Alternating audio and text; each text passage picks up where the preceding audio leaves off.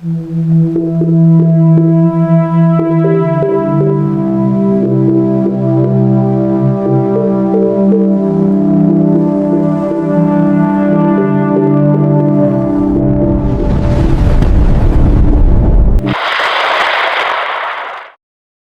araw po sa inyong lahat.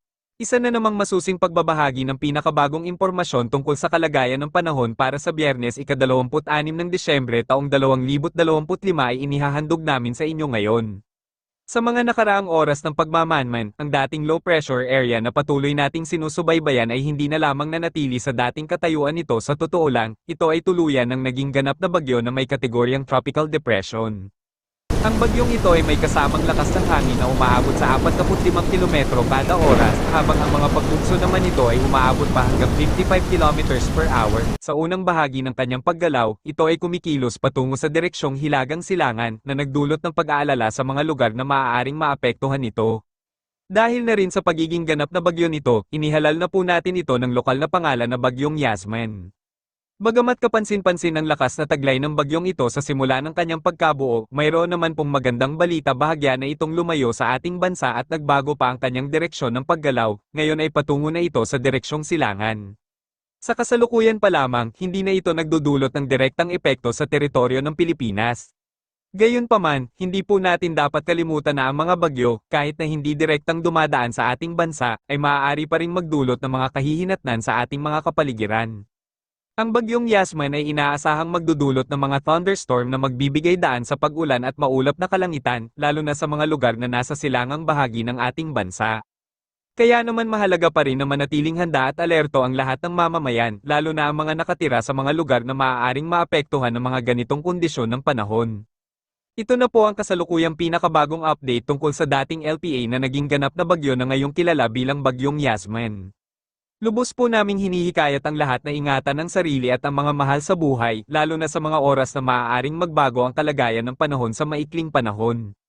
Para naman sa karagdagang impormasyon, mga babala, at patnubay tungkol sa Bagyong Yasmin at sa iba pang mga kondisyon ng panahon sa ating bansa, mangyaring makinig at manatiling updated sa mga susunod na pahayag at ulat na ibibigay ng aming mga kasamahan mula sa mga awtoridad na namamahala sa pagmonitor at pagbibigay ng impormasyon tungkol sa panahon. Muli po, mag-ingat po tayong lahat, mga kababayan. Magandang umaga, Pilipinas. Narito ang latest sa lagay po ng ating panahon.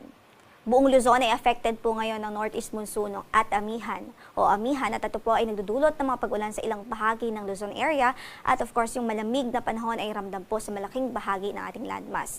Partikular po dito sa northern central Luzon at ilang bahagi po ng southern Luzon. Samantala sa Visayas at Mindanao, easterlies naman ang nakakaapektong weather system.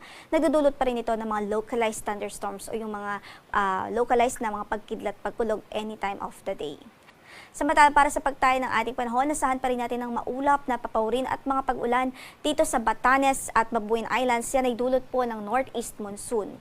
Yung mahihinang mga pag-ulan na dulot ng amihan ay inaasahan din natin sa Apayao at maging dito sa mainland Cagayan at sa Isabela Province. Yan ay dulot ng northeast monsoon.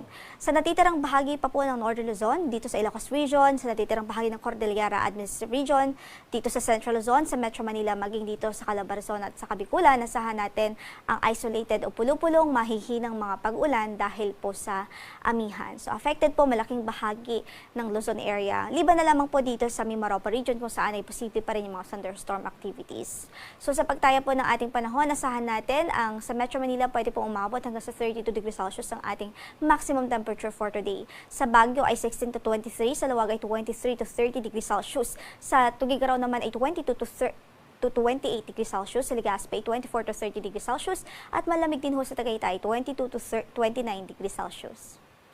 Samantala, dito naman po sa Kabisayaan at Mindanao, mataas ho ang tsansa ng mga thunderstorm activities dahil po umiiral dyan ng easterlies o yung hangin na nanggagaling sa dagat Pasipiko o yung hangin na nanggagaling sa silangang bahagi ng ating bansa. So, ibig sabihin, bahagi maulap hanggang sa maulap ang ating papawirin doon at may posibilidad lamang ng mga isolated thunderstorms, especially po pagdating ng hapon at gabi. Gayon din dito sa Mimaropa region kung saan inaasahan natin, posible din ang mga pagkidlat, pagkulog. Sa Tacloban, 25 to 31 degrees Celsius, Celsius ang inaasahang magiging agwat ng temperatura.